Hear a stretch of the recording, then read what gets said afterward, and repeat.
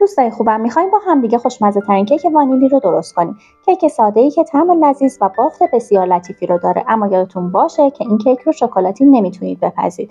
برای درست کردن مایع کیکمون، قالب میان تهی رو با روغن جدا کننده چرب کنید و داخل یخچال قرار بدید. آب رو به ماست اضافه کنید و هم بزنید تا اینکه با هم دیگه کاملا ترکیب بشن.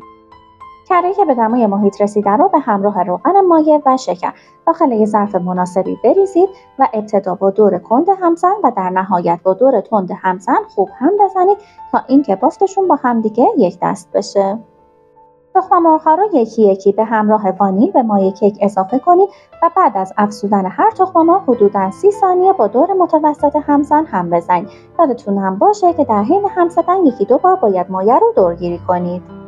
آرد رو به همراه بیکینگ پودر که از قبل با هم دیگه ترکیب شدن و یک بار هم الک کردید به همراه آب و ماست همزده شده توی 3 مرحله به مایع کیک اضافه کنید و به وسیله لیسک به حالت دورانی و از قسمت انتهای کاسه به یک جهت هم بزنید.